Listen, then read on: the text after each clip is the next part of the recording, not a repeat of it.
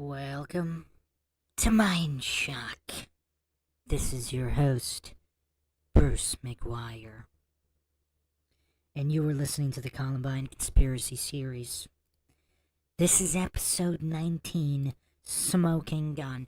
Is this it? Am I about to produce definitive, incontrovertible evidence that many knew of the attack prior, and that there are more than two involved? For those that haven't watched the previous episode, we've gone over 100 accounts of additional shooters not Eric Harris, Dylan Klebold, and testimony not matching the official narrative currently peddled on the idiot box that all the coincidence theorists desperately bootleg. So we've gone through hundreds and hundreds of documents.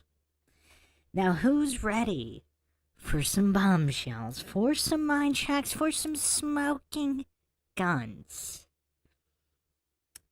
Hope everybody is sitting down for this trigger warning for the coincidence theorists.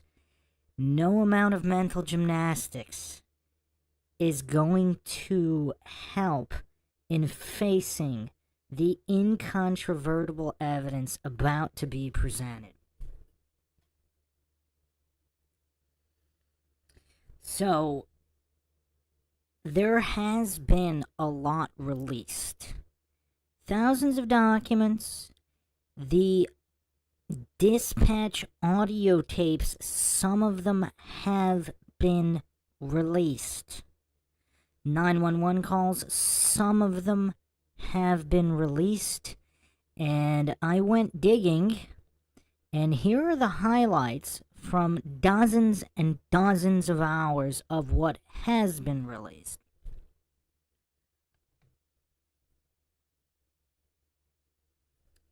And of course, if you do find this series, as well as everything on MINDSHOCK, interesting and informative, you want to help logic and reason return to a world where it is quickly going extinct, you can donate to our PayPal. Just check the link in the description. You can also become a YouTube member right here on YouTube. Help support the channel that way. Make sure you subscribe, like, and share. Twitter, Facebook, Reddit, Patreon. Patrons do get priority for case, topic, logical analysis, co-podcast, or requests. You could also be a guest in the podcast depending on your tier. Questions, comments, theories, thoughts, suggestions, rebuttals, debunkings of any kind.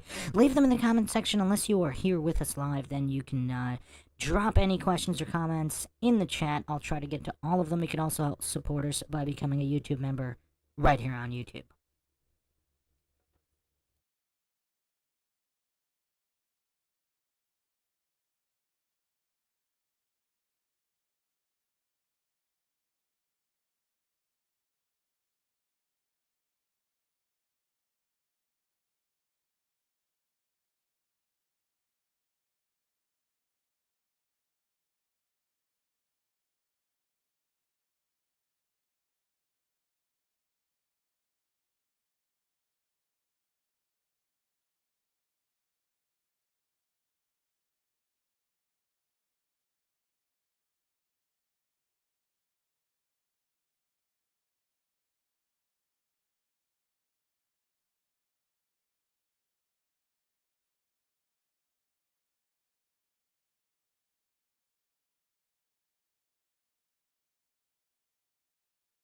Guy 911. We have some information we think might be important about the shooting at Columbine. Okay, what is it, sir?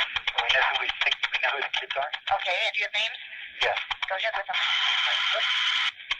We're sure about Eric Harris. Eric Harris. My son saw him, and my son obeyed him. Okay. Hello. Hi, what's your name? Brooks Brown. Okay, Bruce. What other names do you have besides Eric? I have major possibilities. Okay. Dylan Klebold. Yeah, that is. It would be, if there are three, it would be the only possibility for the third. Okay. Did you see them at all, Bruce? I saw Eric Okay. right before the shooting. Are you okay? I'm like freaking out because he basically handed me my life on a platter. He told me, Brooks, I'd like you to leave. And as I'm walking down the street, because I take Eric very seriously, as I'm walking down the street, the cops started going out, and I'm like, Okay. You need to calm down. Okay. You're lucky you're safe now. Okay. We're doing a debriefing over at Leewood Elementary. And if you can, you and your dad go over there. All right. You can tell the investigators what you saw and what Eric said to you. All right. Okay? At You do Leewood? that? Yeah, Leewood Elementary. 1 second. Thank you, Brooks. This has to do with Columbine. Okay? I can guarantee you those 3 people that were just picked up are not the shooters. Okay. Because I will positively, I witnessed one of the shooters walk into the school. I know who he was, and I know his hair color, and all those 3 guys, none of them matched it. And I know how they think. There's no way that they're this stupid.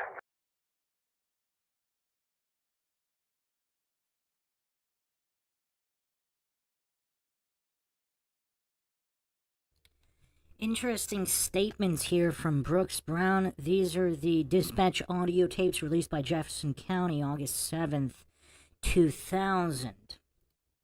Many different tapes released. I cleaned up the audio the best I could. Some of the audio is really rough, and there's definitely a lot of censoring going on in the audio, unless we're to believe that these tapes being switched. If we're to believe these tapes just always happen to be switched, because these are analog tapes back during that time period, but they just happen to always being switched whenever there are names or critical details being revealed. Okay, so Brooks Brown, I'm assuming he's referring to the Splatter Punks, because that was the group of 3 that were arrested. He's saying they're not this stupid. I wonder what he means about that. I wonder what he means.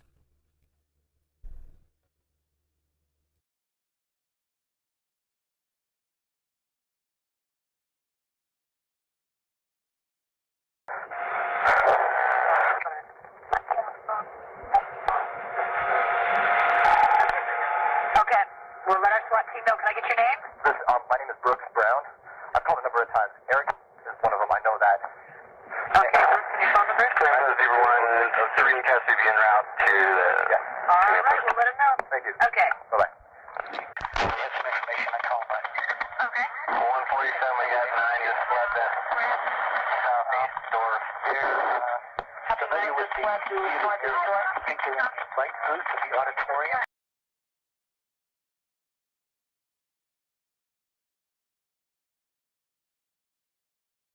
The what booth? The light booth is Okay. right at the top of the auditorium behind us. There's a window. Just a minute, my son will tell you. Hi, I've worked with one of the people that's positive the shooter. Okay. Who's the shooter you thinking? Eric Harris, I'm positive about. Did you see him? He told me. Okay. And I'm pretty sure the others don't really want to name names, but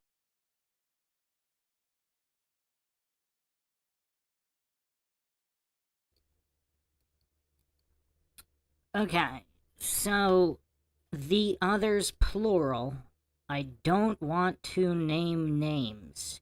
Now, for whatever reason, I wonder why they're talking about the light booth in the auditorium. Now, again, if you've been with us since the beginning, and we've gone through the thousands of pages of documents where there were students reporting gunfire and trench-coated individuals with guns walking around simultaneously in other parts of the school at the time Eric Harris and Dylan Klebold were together in different parts of the school.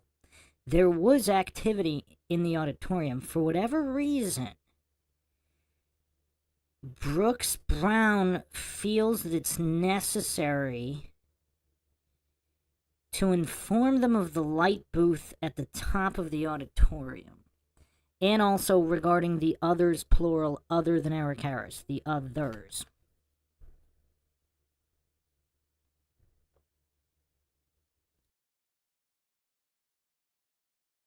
There's light booth top of the auditorium? in the back of the auditorium. I think they're either upstairs in that, or they're on the catwalk, or the loft backstage. Okay. Just because they like to play like Okay. And what's your name? my name is Brooks Brown. I do that while I college today. Okay, Brooks, I'll let them know. Hi. Thank you very much.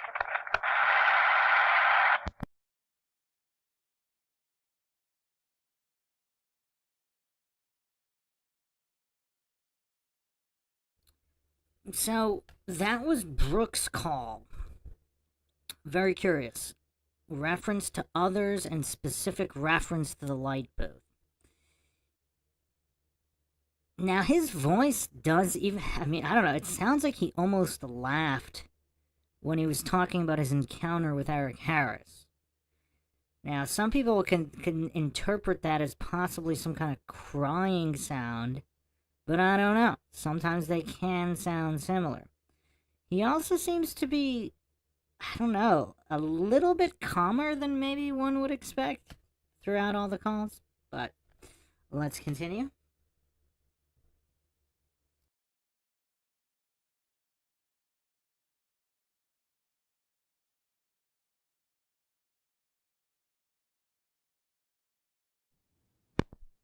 County 911.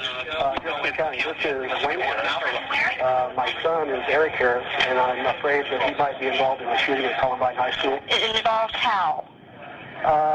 He's a member of what they're calling the Trench Coat Mafia. Okay. Have you spoke with your son today, Mr. Harris? No, I haven't.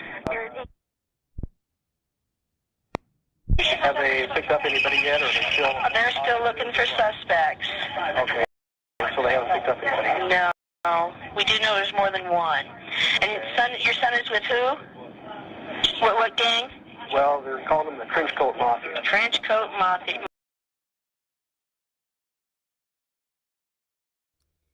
So a few things stand out here. First of all, because does everybody remember all the clueless coincidence theorist goofs who were pretending there was no such thing as the Trenchcoat Mafia at Columbine, that it was all made up by the media? I mean, we have Eric Harris's own father calling in and reporting this. Elaine in the chat also saying that she thought Brooks Brown made a laughing sound. See, I would. The fact that he was relatively calm, given the situation, like he was talking kind of fast and excited, yes. But was there, in one of the interviews, he seemed extremely upset. In other interviews, not really. So, I don't know. Make of that what you will. But we have Eric Harris here, Eric Harris's father, calling in his own son as being part of the Trenchcoat Mafia.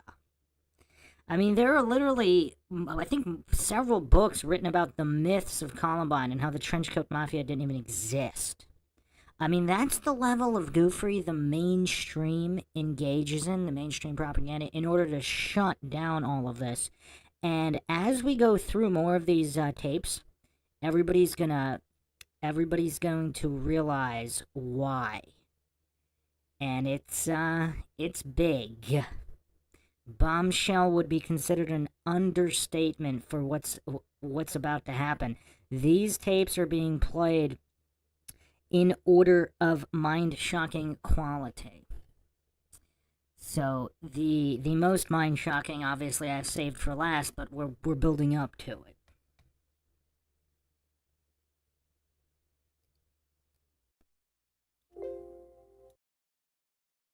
Mafia. I just heard that term on TV. Okay. Let me get this to Investigator Chernow. He'll be calling you back. Thank you.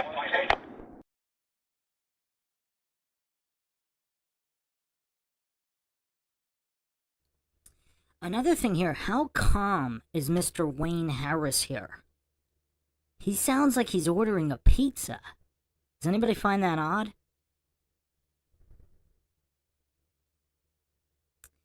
Caleb Wright in the chat says, easily my favorite series. The clothes, the height, the descriptions, the over 100 positive ideas and testimonies stating more than 2 gunmen, case closed. Well, we're about to get a lot more definitive than just IDs. Now, this is what jumps out at me. How calm is Eric Harris?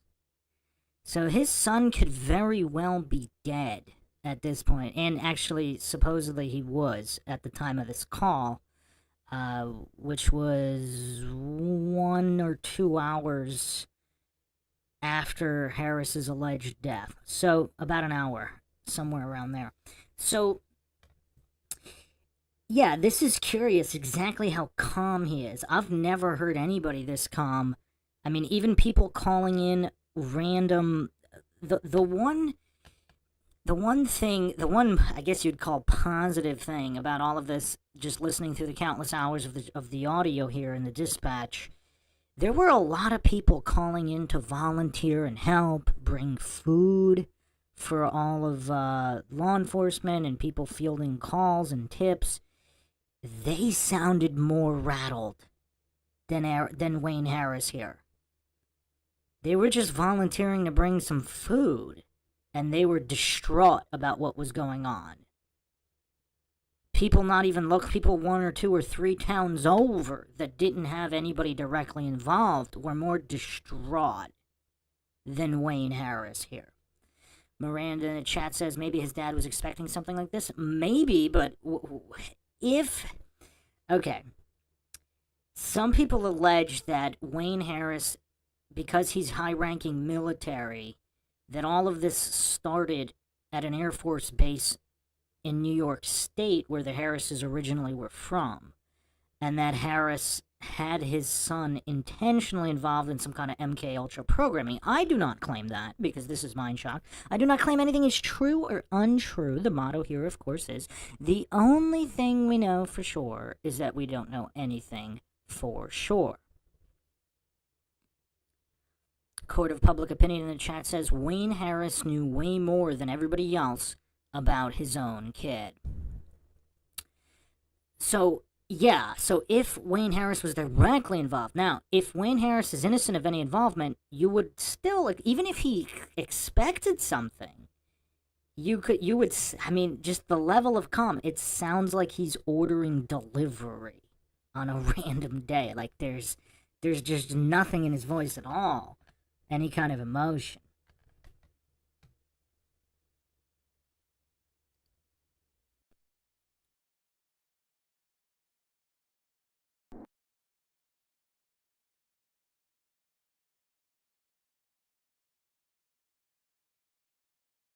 Yeah, coroner's office, please. Okay, hold on. Help you? Okay, I don't know if this has any bearing on what happened down in Middleton today. I'm not from Colorado. I'm here visiting my sister in Arvada. Okay. We were here like the week of the 6th of April. Okay. I had my little granddaughter here, and my sister lives on Newland. Okay. There's a park just down the street from her house. I took my granddaughter down there, and it was an unusual deal. There were 3 young men and an older man. They were like acting out war games. They had,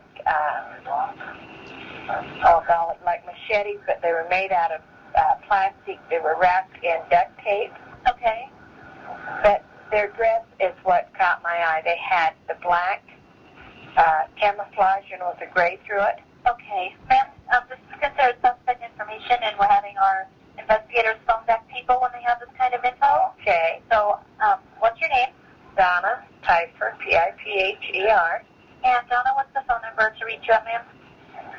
Okay. All right. Thank you, Donna.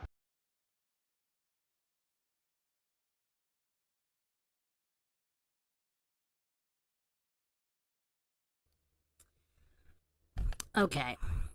And yes, Court of Public Opinion, Wayne Harris was high-ranking military, yes, Air Force. So here we have Donna reporting, I believe she's talking, because she's in Arvada, and the street name that she gave in the park down the street is actually called Columbine Park, even though it's not that close to Columbine High School. It's northwest of Denver.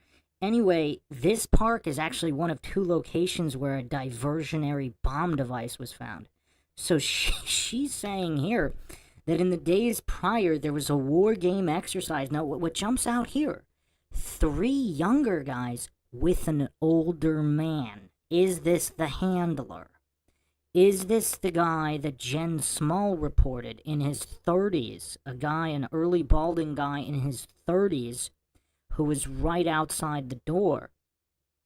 Jen Small has not recanted this and continues to maintain that she saw this individual, and he was not Eric Harris or Dylan Klebold.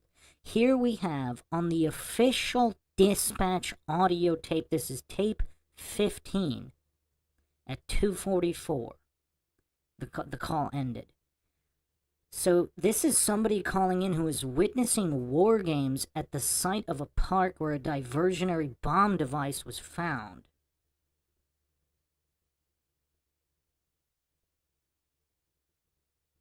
How do the coincidence theorists explain this?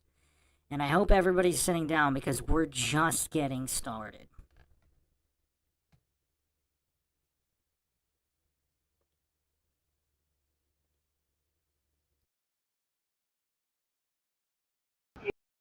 Know him as Tim, and I know he goes to Chatfield. And they're trying to hurt the people that... They said he told his mother, and his mother told me on the phone just a few minutes ago. That, Okay, I need you to hold on, okay? Okay. Jefferson County Sheriff, is this an emergency? No, one moment. Okay, so the information you have is that someone might go out and try and hurt the Trenchcoat Mafia? Right.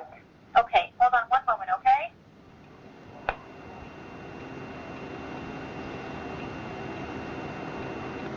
Okay, we have people in custody, so they probably won't be finding them if they do want to do that.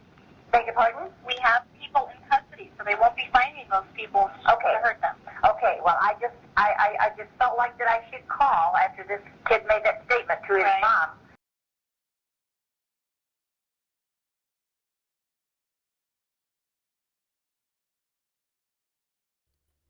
Okay, so we have this Kim that called in. She's saying she heard from somebody else's mutter, I believe she said, that several minutes before she called this in, that they're afraid that there's more of them out there and they're going to hurt other students at other schools. And for whatever reason, the dispatcher says, the dispatcher here is saying, we have people in custody so they don't have to worry about people hurting them. This is such a bizarre statement to me, because how does the dispatcher know exactly how many suspects there are and that they caught all of them and that none got away? Or that there are no other accomplices that might have not even been present during that time and they're planning an attack somewhere else? How does the dispatcher know? And she's basically falsely claiming that because they have whatever people in custody, however many people in custody, somehow that means that other students won't be harmed? I mean, this is the most insane thing I have ever heard a dispatcher claim. Now, this same dispatcher, I don't know her name here, this same dispatcher has told, when other people call in, she tells them she has no information. She doesn't know how many suspects. They're still looking for suspects. But for whatever reason, she falsely calms this one particular woman. It's just really weird. It's just, it's bonkers.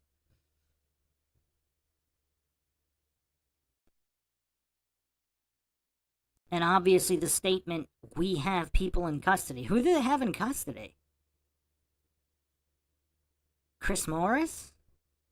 I mean, it'd be curious. Supposedly there were other people arrested. There were the 3 splatterpucks. I don't know, maybe I got hockey on my mind. That's 3 splatterpunks, Chris Morris, and then at least 1 or 2 other individuals. So we don't even know who she's referring to here.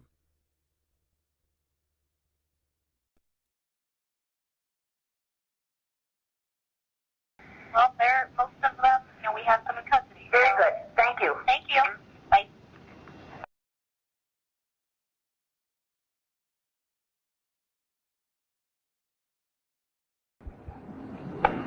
Jefferson County Sheriff. Ma'am, my name is Tony Lombard. I'm a sergeant with Denver Police Intelligence. Uh-huh. And we're out, obviously, working like everybody else is out at Columbine High School. Uh-huh. And you guys have 2 people in custody that I could really use dates of birth on.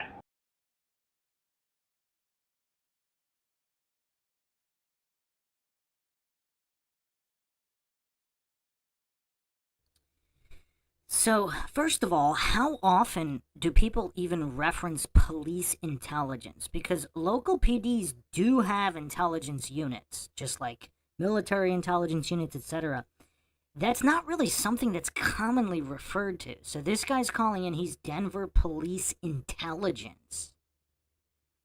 And Denver Police Intelligence wants to know date of births of 2 people in custody. Now, 2 is a curious number because we have Chris Morris by himself. We have the 3 splatterpunks arrested as a group in 3.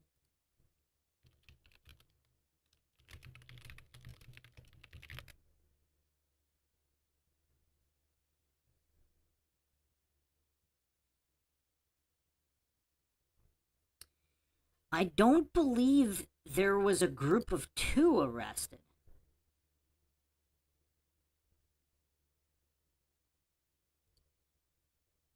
So it would be curious as to who specifically this Denver police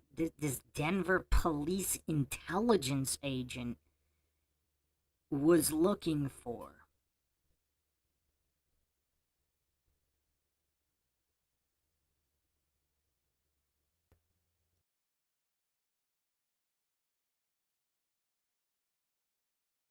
Let me see if, hold on one moment. Thank you.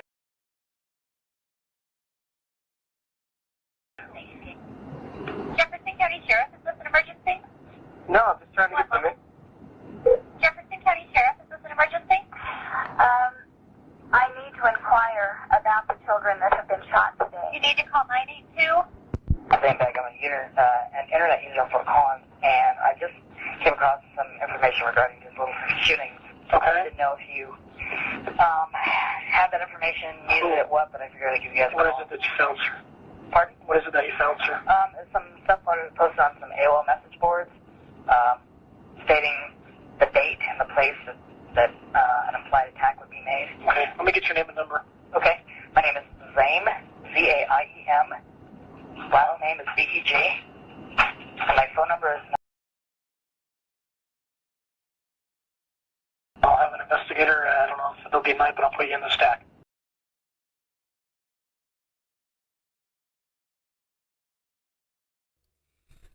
So this is Zaim Beggs, who called in from Rocky Mountain High School. He's a Rocky Mountain High School student. Now that's 75 miles from Columbine. So for those that didn't hear that, and Zaim Beggs is a semi-famous. You could actually find him on Twitter. He went on to be a sports journalist, I think, covering the NHL, NFL. And he also pretty active with certain political posts and things of that nature. So, not a nobody. You can find his presence. It would be curious if anybody interviewed him after the fact, but we have here a Rocky Mountain High School student calling in saying that on an AOL message board, either last night or previous, before the attack, literally named the date and the place of the attack. And he's not the only one. So we literally have people calling in the day of, verifying all of the previous rumors of foreknowledge. Apparently this was explicitly posted on an AOL message board. Now, this has all been scrubbed from the internet. It has been scrubbed more than I've ever seen anything else scrubbed. So even when you have the URL, you still can't find it. It's actually pretty crazy on how thoroughly they scrub. You can find BBS boards from the 80s, but you will not find anything connected with this case. Yeah, the Wayback Machine, not even close. There are a few other ways to get the cache of previous websites. I've actually used an AI program. I was developing my own AI program to recover things, but yeah, you will not find it. This has all been completely scrubbed. The only way to get anything is if people saved it at the time on their hard drive, and then they can upload images of whatever, which some people have done, believe it or not. but I don't know if anybody out there had absolutely everything saved. So, yeah. We have people calling in, and we're just getting started here. We're just getting started.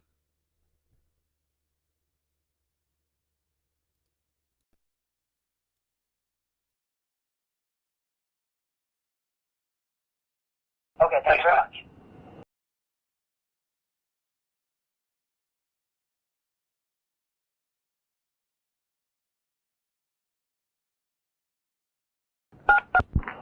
I'm a grandfather of a little daughter, of a little girl that goes to one of the schools. She goes to Thunder Ridge out in Littleton. And she tells me that those kids in Thunder Ridge knew about this. They knew that the police code for drugs is 420. And they knew that today something was going to happen.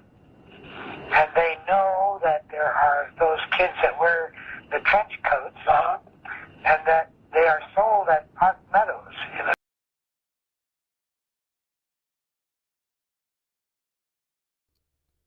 Okay, so this is the grandfather of a student that goes to Thunder Ridge High School. Now, look at the map on the screen. For the people that are just listening to the audio, look at the map on the screen. I went over this in episode 16.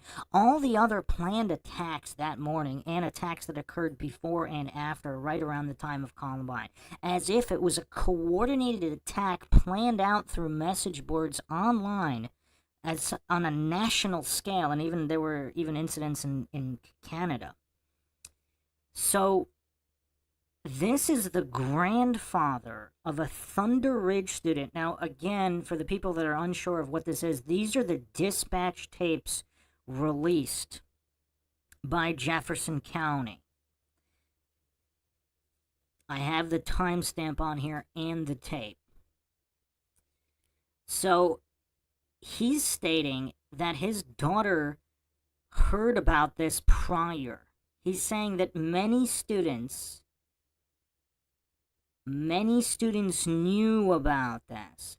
He's also stating that these trench coats are specifically sold at Park Meadows, which is a mall nearby. It is kind of crazy just how many high schools there are in this area. It's crazy. And then how much activity, how much trench coat mafia activity is going on at all these schools.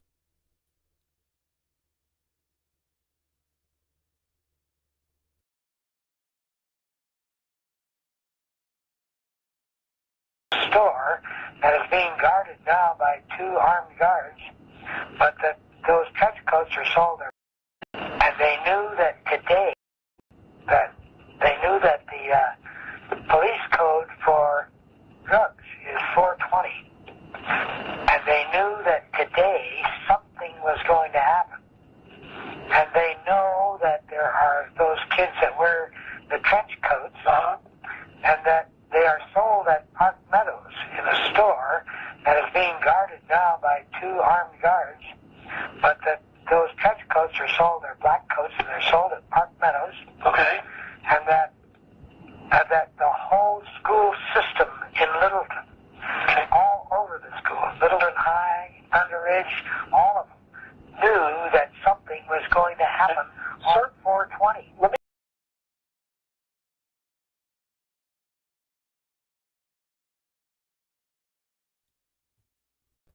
I mean, this audio call is straight out of a horror movie. He's saying the entire school system, all these schools in the area, they all knew it was going to happen on 420.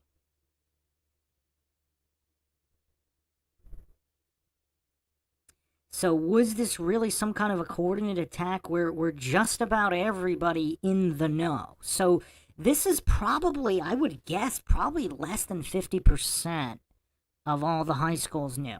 Because think about it. If it's some kind of, if this is being discussed on message boards, etc., back in the late 90s, there's not that many kids that are on the internet, or if they are, I mean, we're talking pop culture internet. They're not necessarily going to be trawling trenchcoat mafia obscure message boards unless their friends are on it.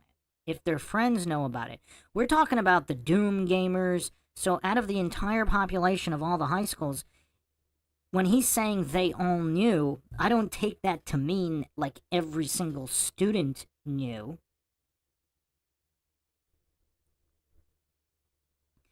But the students that were either in the Trenchcoat Mafia or friends with the Trenchcoat Mafia or acquaintances of the Trenchcoat Mafia who heard from other students these rumors. So that could place it as to roughly maybe close to 50%. 25 to 50% of the school could have heard through rumblings. And then obviously direct associates, friends, and acquaintances would have all knew. But that's still, we're talking hundreds of people would have known, if not more.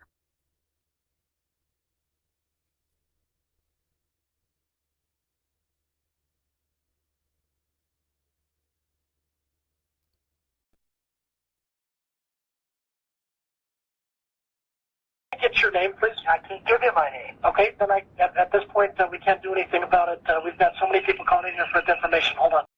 There are those kids that wear the trench coats, and that they are sold at Park Meadows in a store that is being guarded now by 2 armed guards. But that those trench coats are sold, they're black coats, and they're sold at Park Meadows. Okay. And that the whole school system in Littleton, all over the school, Littleton High, Thunder Ridge, all of them, knew that something was going to happen on 420. Let me get your name, please. I can't give you my name.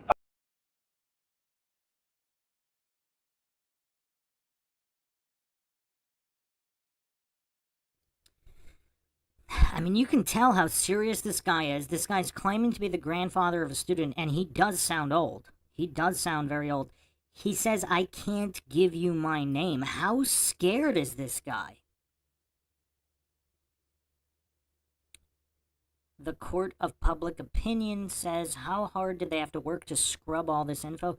Yeah, I haven't seen anything quite like this. Like, even in 9/11, like, you can pretty much find anything that's been posted on all these other conspiracies. Even Sandy Hook, for Sandy Hook, the incident in Connecticut, you can find pretty much everything cached. Obviously, that was not the late 90s, but it's just curious how, for whatever reason, this particular event is the one that was scrubbed more so than any other event I've ever seen. Awesome Town Matt says, high school's gossip central, so it's possible the majority knew something was going to happen or heard rumors. Yeah, I mean, it's a little different to hear some random rumor because it's kind of hard to differentiate, especially with Trenchcoat Mafia individuals always talking about doing whatever they're going to do. You know, I mean, and nothing ever happens, so it's kind of hard to differentiate that. So I would definitely put it in the minority. The minority knew. But, yeah, the majority might have heard some kind of broken telephone rumor.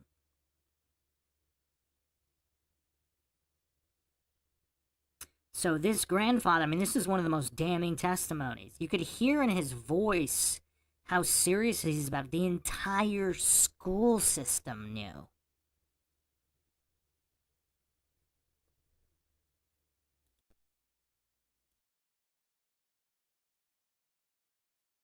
Okay, then at this point, we can't do anything about it. We've got so many people calling in here for information. Hold on.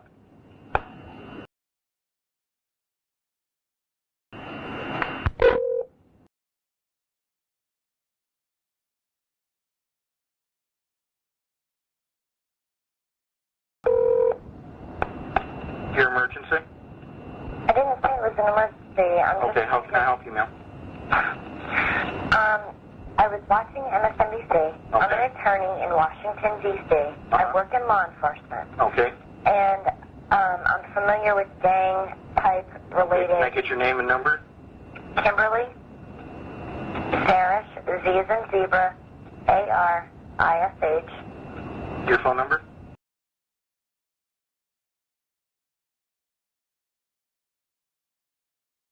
Your specialty? Attorney. Okay. And how can you help? When I was watching a newscast about 15 minutes ago, I saw a woman on MSNBC interviewing a victim's friend, and he gave what I think may have been a gang sign. Okay. He was very cool, calm, and collected, which anyone, who's dealt with grief in their life can be or cannot be. But anyway, he looked a little cool, calm, and collected, and what I thought, I perceived it to be like a gang sign. Okay.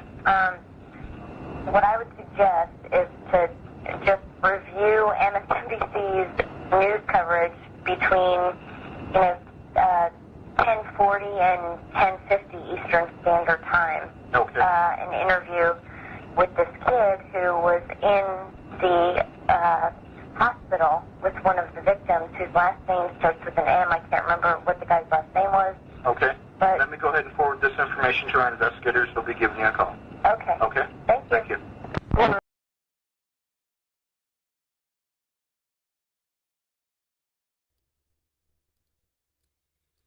So this attorney is calling in from Washington, D.C. because she's seen something.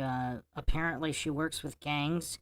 She saw someone standing next to the victim at the hospital on MSNBC's coverage throw up a gang sign and not appear emotional in any way. Calm, cool, and collected. That's curious. I just thought that was really curious that they have people as far as DC calling in to tell them to interview these kids throwing up gang signs. And I wonder what specific sign that was. I wonder if the Trenchcoat Mafia used any specific signs.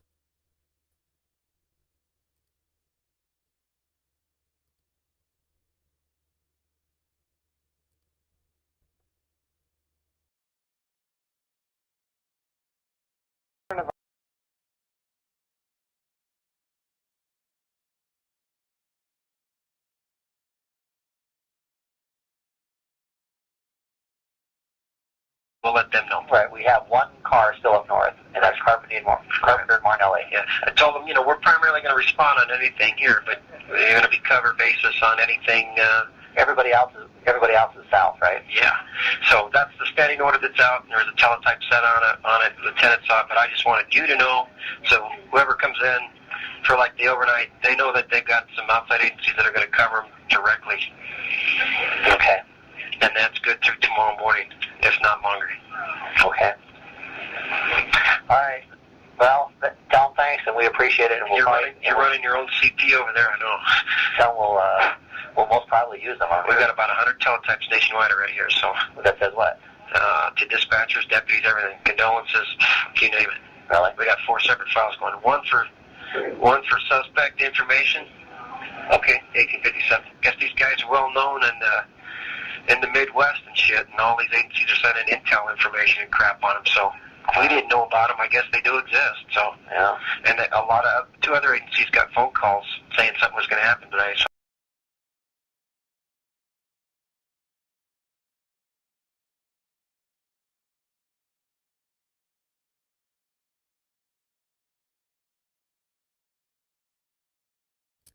This is the most damning segment I've found so far. So this is an officer clearly stating the Trenchcoat Mafia is well known in the Midwest. They've been getting sent intel. Other agencies got phone calls saying something was going to happen today. Now, for all the coincidence theorists here, we have so many multiple fronts of corroboration now.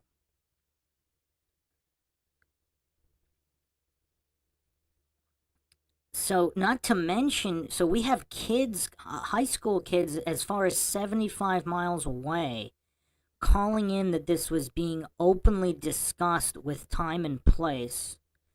We have officers on audio tape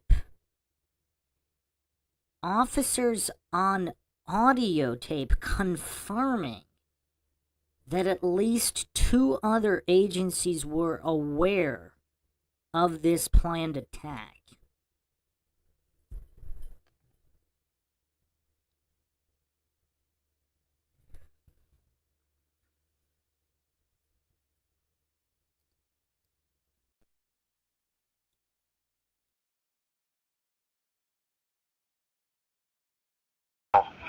And really? Good intelligence information and shit like that, so. And we never got it. Well, Tennessee wouldn't think to call us. They didn't, I mean, because they wouldn't know where it's going to happen. They're in the state of Tennessee, I mean, and they've done back traces now that this happens,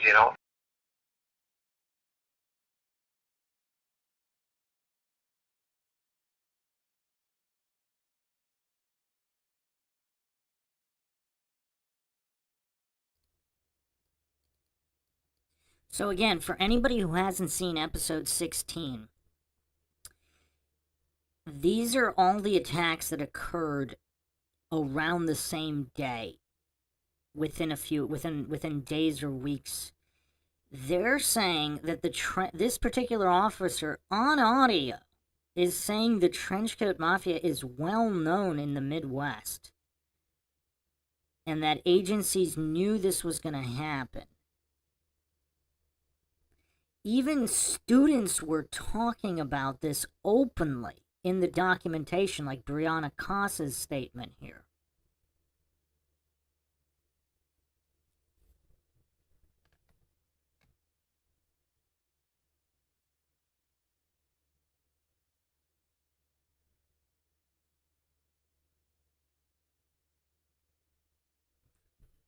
Furthermore, let's go into, I want to go over Robin Anderson again, close friend of Dylan Klebold.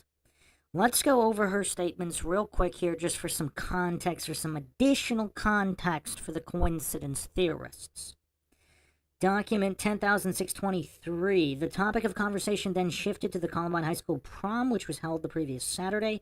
Robin Anderson advised the investigators that on April 10th she went back to Washington, D.C. on a church trip and returned back home the afternoon of Saturday, April 17th, which was the day of the prom. Some people believe she was involved in this entire MKUltra operation.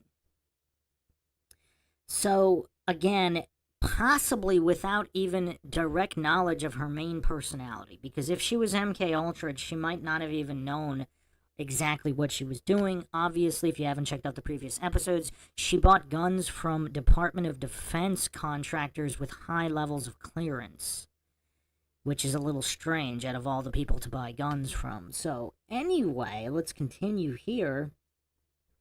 Some people just think her DC trip is kind of strange.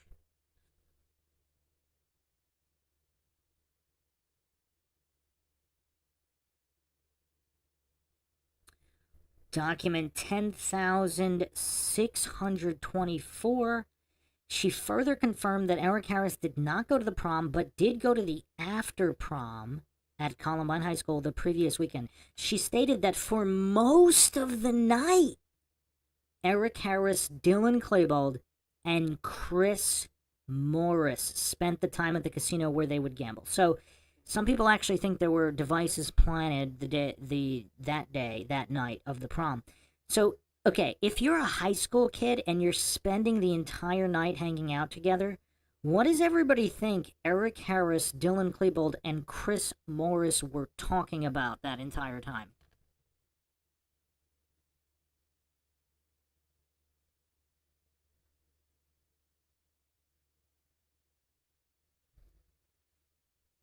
Court of Public Opinion asks, wait, minors are allowed to gamble? I would assume that it's not real money, right?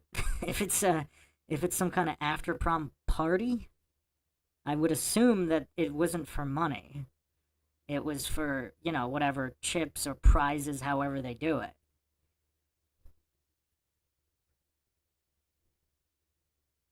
I don't know, was that popular at proms in Colorado?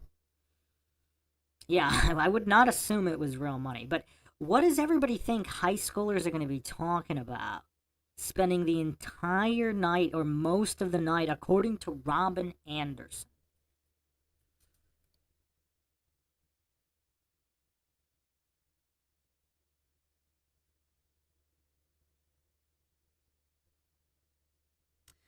So, additional statements from Anderson. Robin Anderson stated she never saw Eric Harris or Dylan Klebold's cars on the morning of 420, added that their cars were not in their assigned parking slots. She further stated she believed that neither of the individuals were at school that morning. She continued by stating that actually she had thought of calling Dylan when she got home from school because she thought he might be sick. Document 10,629.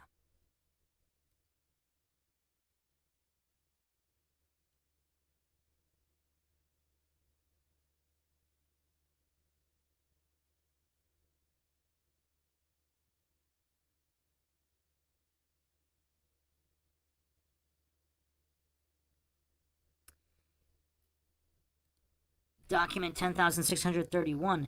Robin Anderson was then confronted about her being less than truthful regarding this matter since Eric Harris and Dylan Klebold had been planning this event for approximately a year, and with her being in the inner circle of their friends, that she had no knowledge of what they were up to. She was further told it seemed extremely strange that she did not know about them planning this event, where at the same time they trusted her in regards to the purchase of the guns.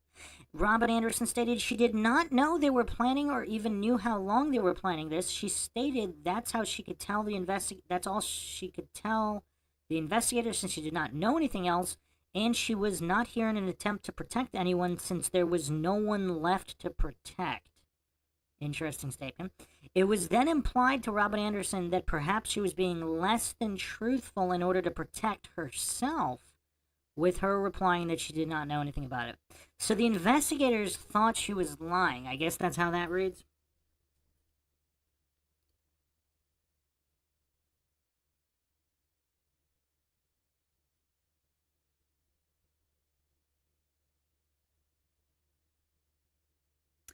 Now, here's the absolute most damning document regarding Robin Anderson and possibly the entire case document load here.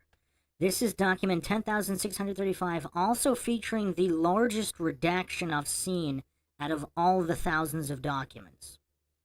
When asked who devised the label of Trenchcoat Mafia, Robin Anderson replied that initially she believed that Chris Morris attended a meeting some time ago to represent the Trenchcoat Mafia for their induction into this national organization. So we just heard a police officer on dispatch refer to the Trenchcoat Mafia as being well known in the Midwest.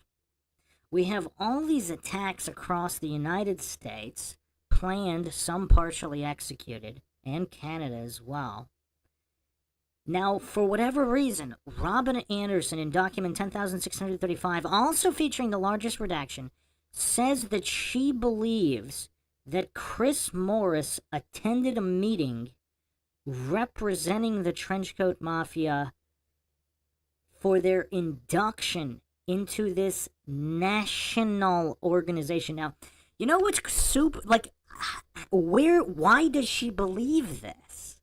That's my question. Did they forget to redact this? This seems like something they would redact, would it not? Was this an accident? Did they mean to redact more and they forgot to redact that part?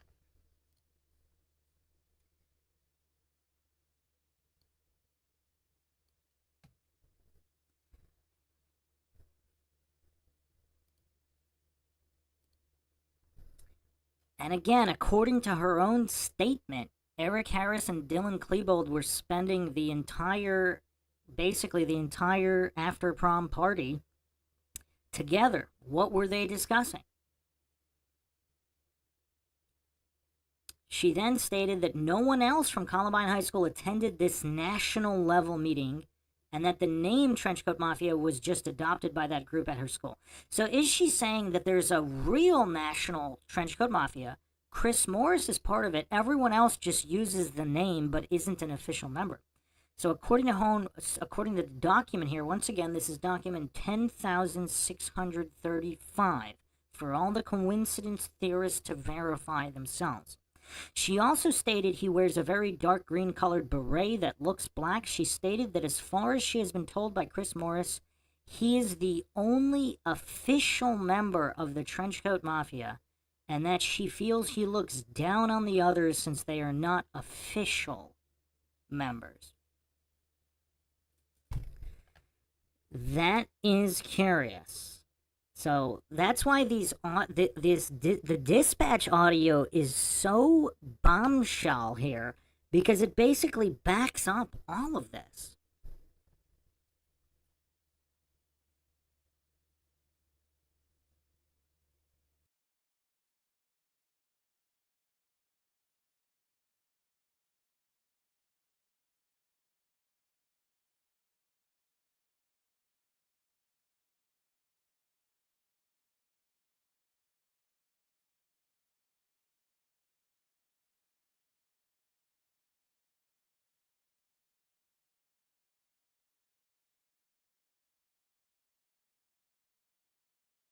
Plus, their internet site is pretty active, and the FBI's all over that. I guess they got an internet site, so.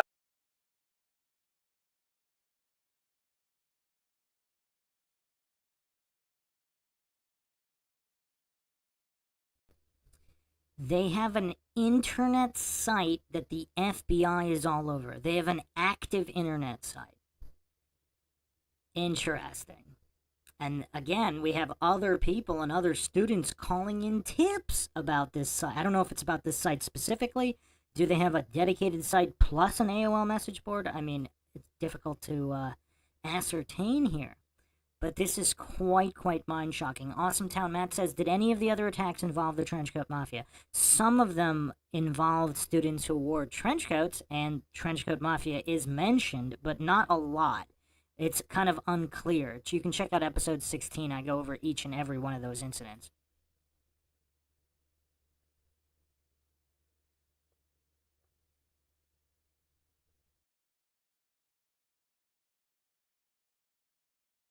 And their FBI's trying to get some search warrants now. I don't know where at, but anyhow. Wow. Okay. Good thing that a couple good things out of it. I'm glad we're over here, and I'm glad we got a county commissioner and some top officials in here so they can see some of the needs that we need. You know How short we really are. You wouldn't believe, you know, how like Randy and Lieutenant are emphasizing a couple things on that. Yeah. So this is Sheriff Stone's marked on his whole term over this incident, man. Don't want to be in issues, you know. Yeah. I mean, good or bad, it's just a tough spot to be in, you know. Well, I just wish somebody had enough hair on their ass to file a class action suit that requires a certain amount of deputy coverage. I'm glad that I don't know if you heard. Did you hear Gardner on the radio? Fuck, he emptied his gun. You know, you should have heard him. When gravity of the situation was at a peak when we got the initial 911 calls and heard him, you know, I need every available help I can get down there. When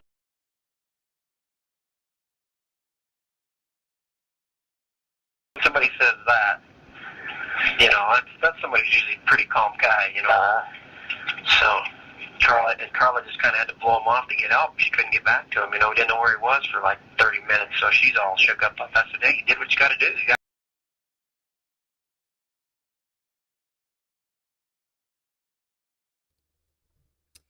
This is a really strange call. So he's saying Neil Gardner said, I need every available help I can get, and then they didn't know where he was for 30 minutes? What? So would he be more likely to say that if there was only one kid with a gun, or would he say that if there were 5 or 6 or 7 or 8 trench-coated students running around with fully automatic weapons, as reported by many witnesses, including Mr. Strange, interesting name, at the adjacent park, who heard fully automatic fire? So, did they intentionally, if there was a stand-down order, if this is some kind of MK Ultra covert op that they wanted to allow to happen, would they intentionally ignore Neil Gardner for 30 minutes to make sure that a certain portion of the attack happened?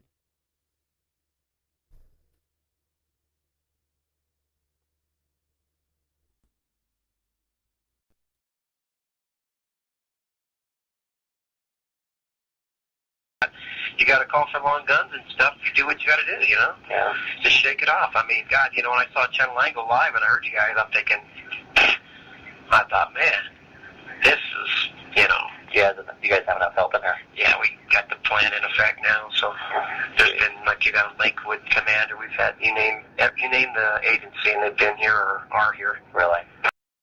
I mean, county, state, local, federal, fuck. President. I've never seen so many suits and uniforms, ID badges. A lot of sucking up going on.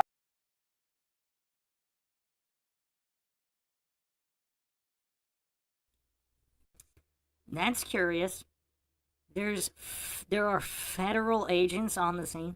So in the initial reports, there was even some kind of 5-star general reported that was walking around. Just the amount of presence, even before the shooting. Several accounts, we've gone over them in the Covert Op episode. Several accounts said that there were guys in suits with clipboards walking around before the shooting started. Now, this officer is confirming that there's county, state, local, and federal agents on the scene. You name the agency, they're here. FBI, CIA, NSA. What's he trying to say?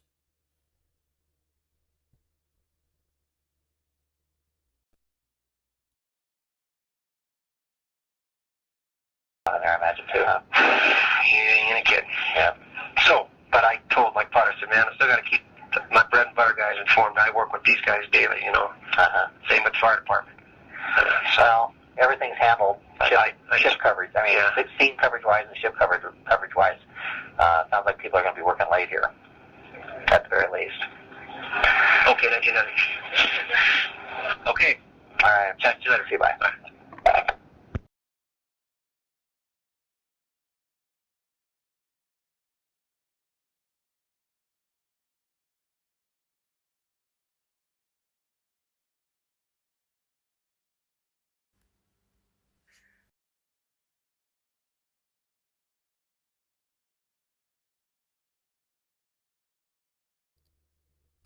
So, coincidence theorists have also said, why are there no students continuing to talk about what they saw? Well, obviously, a lot of them were intimidated and coerced and even threatened, flat out threatened, like Jen Small.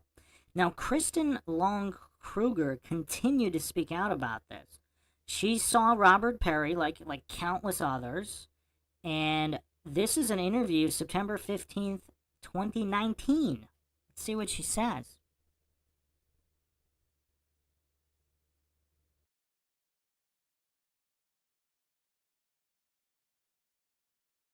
The interesting thing about my experience is that for a long time, I didn't really talk about what I saw in totality because I got a lot of pushback. But after, in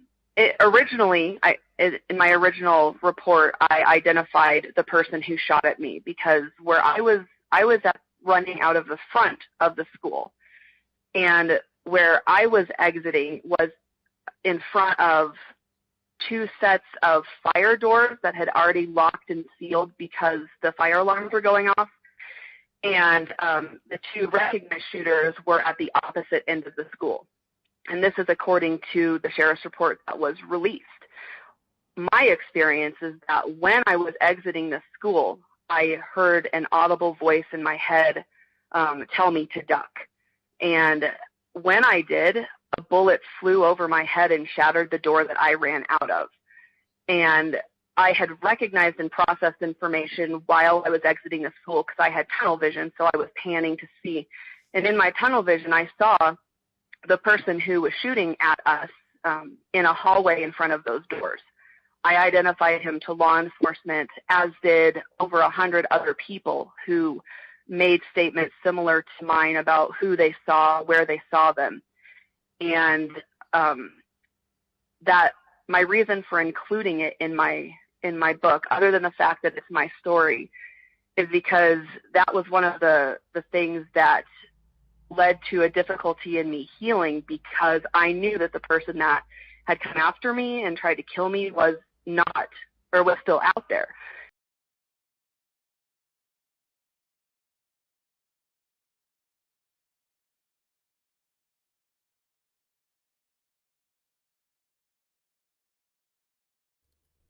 And you know what's crazy? All the clueless coincidence theorists who weren't there, hallucinating, they know that all of these over 100 witnesses are wrong.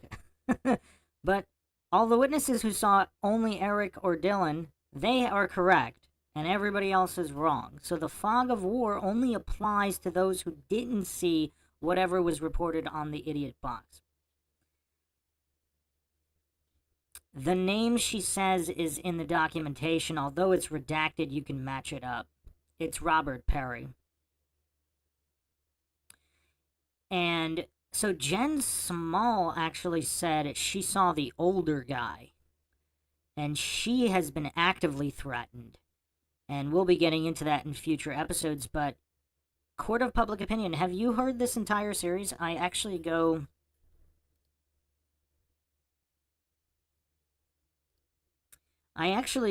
through all of the documentation where it's really disgusting how the so-called investigators treat these kids, these victims of a shooting, by telling them they didn't see what they saw. They're telling students who personally knew Harris, Klebold, and Perry. Now, not all of the 100. There weren't that many that knew all of the individuals, but there are certain students that knew all three, and they could easily tell the difference between Perry and Klebold, because Perry had severe acne. So, I mean, it's just, they were telling the students they don't know who they know, and they didn't see what they saw. Yeah, I go through each and every account in a comprehensive and exhaustive fashion. Caleb says in the chat, many people have been threatened and or paid off. Well, the other thing that was very telling to me in going through the documentation are the parents that would not allow their kids to be interviewed. Some of them even specifically stated that the kids were too afraid to be interviewed because they didn't think they would be believed about what they saw. So we went over 100 accounts. How many more accounts are there that we can't go over because they were never made because the kids were too scared that they wouldn't be believed? Now, if their account matched the so-called official narrative, why would they be afraid that they weren't believed if it matched up? Now, if it didn't match up, and they heard the stories about what happened to the kids that tried to tell the truth and how they were coerced and intimidated, why would any parent want their kid to go through that? Robert Belt in the chat says, this looks like a Manchurian candidate type situation. Very well could be. Very well could be. But yeah, we have, I'll continue to go through the dispatch audio, but those were some of the most damning calls. And Awesome Town Matt said, was this guy trying to be a discreet whistleblower knowing people will hear this recorded call? I don't think so. Because I think at the time that call was made, day of, the fix wasn't in then. They didn't rewrite the narrative. I mean, there were official news reports about how there were professional bomb devices in the school, and these were professionals involved, and they were looking for multiple individuals. They were still looking for suspects that night. They didn't remove any bodies or do anything that night because they were still looking for suspects in the building.